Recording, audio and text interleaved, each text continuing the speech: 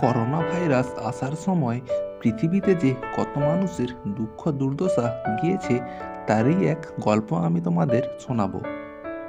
গ্রামের নাম বকুলপুর। এই গ্রামেরই এক গরিব মানুষ ভোলা। ভোলা আর তার বউ আর ছোট ছেলেকে নিয়ে সুখে শান্তিতেই দিন কাটাচ্ছিল। মারণঘাতী ভাইরাস করোনা আসার পরেই এক কোম্পানি বন্ধ হয়ে যায়। সেখানে ভোলা কাজ করত। কোম্পানি বন্ধ হয়ে যাওয়ায় ভোলার কাজও চলে যায়। এমনকি লকডাউনের জন্য বাড়িতেই ভোলাকে বন্দি হয়ে থাকতে হয়। কি গো, বাড়িতে চুপচাপ হাত গুটিয়ে বসে থাকলে হবে? বাড়িতে তো চাল ডাল তেমন কিছুই নেই। কিভাবে উনুনে আজ হাঁড়ি চড়বে? হ্যাঁ, বুঝতে পেরেছি, কিন্তু এখন আর কি করা যায়? এই লকডাউনের জন্য আমার হাতের কাজও চলে গেছে। আমার হাতে একদমই টাকা পয়সা নেই। আমাদের কোম্পানিও লোকসানের জন্য তারা কর্মী ছাঁটাই করেছে। তার জন্য আমার হাতের কাজও চলে গেছে। এসব তুমি তো সবই জানো। বলো, এই অবস্থায় আমি কি করব? তাও বলছি, বাইরে গিয়ে কিছু একটা করো না। এভাবে চলতে থাকলে আমরা না খেতে পেয়ে মরবো। যাও না গো, আমাদের জন্য না হলেও অন্তত ছোট ছেলেটার জন্য। আচ্ছা, ঠিক আছে, আমি দেখছি কি করা যায়। এমতো অবস্থায় ভোলা বাইরে গিয়ে কাজ খুঁজতে গেল। হ্যাঁ রে সুমন, তোর হাতে কোনো কাজ আছে? কোনো কাজ থাকলে দে না রে, নইলে না খেতে পেয়ে মরতে হবে। আরে, এই লকডাউনে কোথায় কাজ পাবো বলতো? দেখছিস না চারিদিকে দোকানপাট সব বন্ধ। আরে ভাই, কিছু তো একটা উপায় বের কর, নইলে আমাদেরকে গোটা পরিবার নিয়ে না খেতে পেয়ে মরতে হবে। হাতে একদম পয়সা কড়ি নেই, বাড়িতে চাল ডাল কিচ্ছু নেই। এমতো অবস্থায় পেট তো কোনো কথা শুনবে না রে। কি করা যায়? একটা উপায় আছে। কি উপায়? বল বল। আমাদের গ্রামের জমিদার মহেন্দ্র বাবু, ও এই দুর্দিনে মানুষের পাশে এসে দাঁড়িয়েছে। কোনো গরিব অসহায় মানুষ ওনার কাছে এলে উনি কিছু টাকা পয়সা দিয়ে সাহায্য করে থাকেন। এইভাবে মানুষের উপকার করছেন। তাহলে তো উনি খুব ভালো মানুষ রে। তাহলে চল চল, আমাকে ওনার কাছে নিয়ে চ। হ্যাঁ, তাই চল। হ্যাঁ হ্যাঁ, ঠিক করো, এইভাবে এইভাবে। বাবু, আপনার সাথে কিছু দরকার আছে। হ্যাঁ বলো, কি দরকার? বাবু, ইনি ভোলা। ইনি একটি বেসরকারি কোম্পানিতে কাজ করতেন। এই লকডাউনে কোম্পানি বন্ধ হয়ে যাওয়ায় আর এনার কাজ চলে গেছে। তাই বাবু, এনার আর্থিক অবস্থা খুবই খারাপ। যদি যদি বাবু আপনি কিছু টাকা পয়সা দেন, আমাদেরকে আপনি বাঁচান বাবু। আচ্ছা, এই ব্যাপার। এই লকডাউনে অনেক মানুষই আমার কাছে আসে সাহায্যের জন্য। আমিও তাদেরকে সাহায্য করি, আর এই সাহায্য করতে আমাকে ভালোই লাগে। তুমি এসো আমার বাড়িতে। চলুন।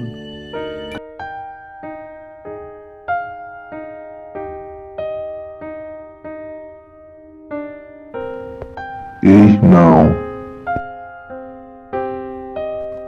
দাঁড়াও, এই সময় একটা ফোনে ফটো তুলি। কিন্তু কেন বাবু? বারে, তোমাকে আমি দান করলাম, আর একটা ফটো তুলবো না? কিন্তু কেন? আরে, ছবি তুলে সেটাকে আমি ফেসবুক ইনস্টাগ্রামে আপলোড করব। কত মানুষ দেখবে যে আমি দান করছি, তাতে কত আমার নাম হবে। গ্রামের 5 জন জানবে যে আমি দানি। এই ছোট কাজটা কি না করলে হয় না? বাবু, আমি গরিব হতে পারি, আমার অবস্থা আপনার মতো না হলেও আপনার মতো এত নিচু স্বভাবের মানুষ আমি নই। এসব তুমি কি বলছো? আমার কাছে এসে হাত পেতে দান চাইছো, আবার আমি ছবি তুলতে আমাকে এসব কটূক্তি কথা শোনাচ্ছ? হ্যাঁ বাবু, শোনাচ্ছি।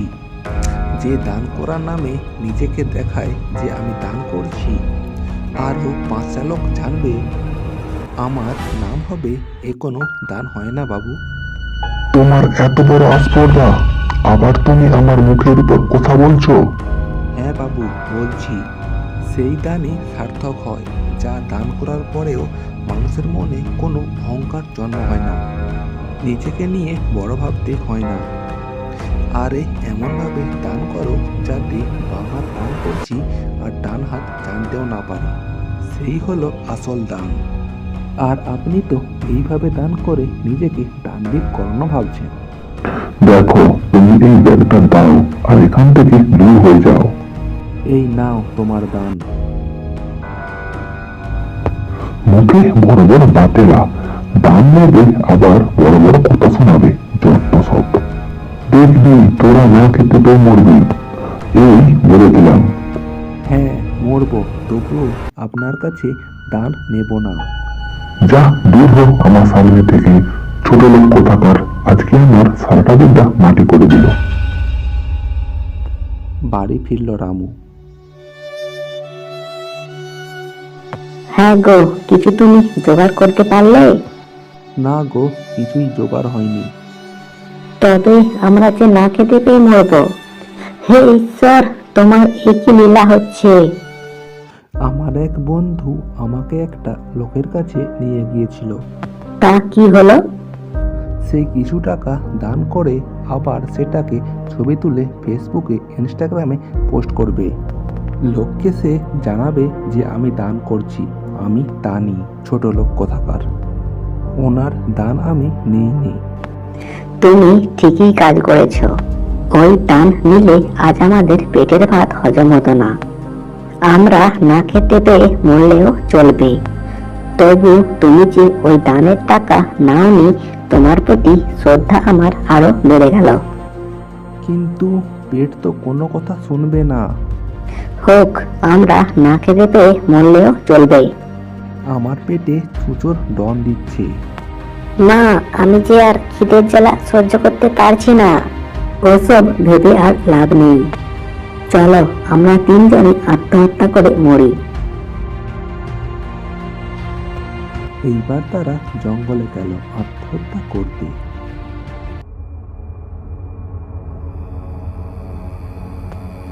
এসো, এই জায়গাটা বেশ সুবিধার হবে আমাদের মরতে। সেই গাছের মধ্যে একটা শাকচুন্নি ছিল। কি হলো, ওরা এখানে আত্মহত্যা করে মরবে কেন? দেখতে হচ্ছে ব্যাপারটা।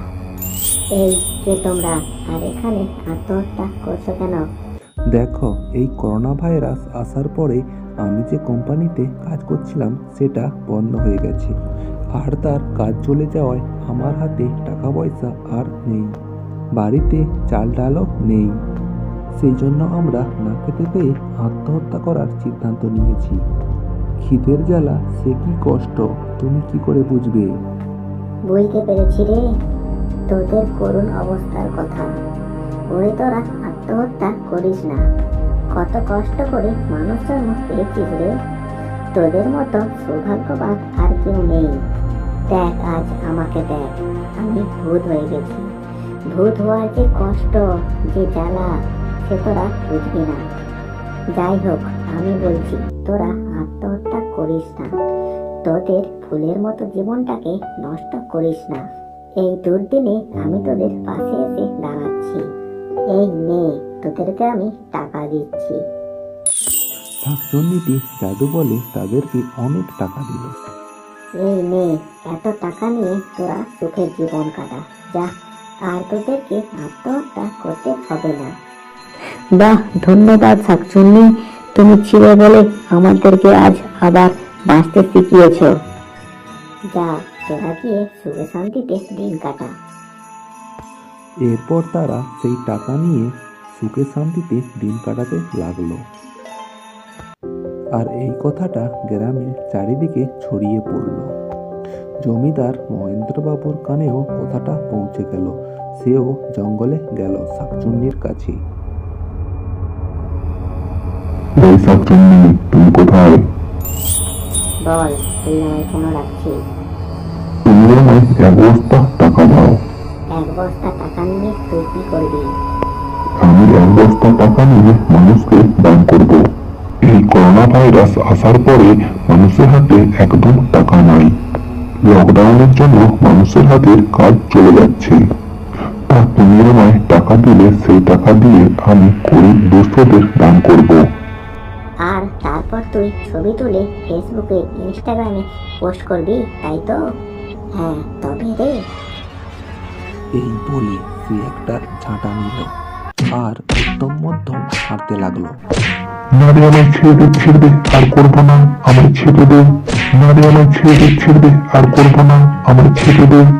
আর করবি বল? আমার কাছ থেকে টাকা নিয়ে গিয়ে তুই লোককে দান করবি আর ছবি তুলে ফেসবুকে ইনস্টাগ্রামে পোস্ট করবি, তাই তো? আর লোককে দেখাবি যে আমি দানি। না না, আমি আর করবো না, আমায় ছেড়ে দাও। এক বস্তা টাকা আমার চাই না। আর নিজের টাকা থেকে দান করলেও আমি আর ফেসবুকে ইনস্টাগ্রামে পোস্ট করবো না, আমায় ছেড়ে দে। ওরে, গোপনে যে দান করে সেই দানি। আর যারা লোককে দেখায় যে আমি দান করছি, ওটা হলো বিজ্ঞাপন দেওয়া। ওতে কোনো পুণ্য লাভ হয় না রে। কথা দিচ্ছি, এবার থেকে দান করলে আমি আর এরকম কাজ করবো না। ফেসবুকে ইনস্টাগ্রামে আর ছবি পোস্ট করবো না। তুমি আমায় ক্ষমা করে দাও। যা, দূর হয়ে যা। এবার থেকে জমিদার মহেন্দ্রবাবু কি শিক্ষাই না পেল শাকচুন্নির কাছ থেকে। সে আর কোনোদিনও দান করলে ছবি তুলতো না আর লোককেও দেখাতো না যে দান করেছে। তো ছোট্ট বন্ধুরা, এই গল্প থেকে তোমরা কি শিক্ষা পেলে? আড়ালে যে দান করে সেই প্রকৃত দানী।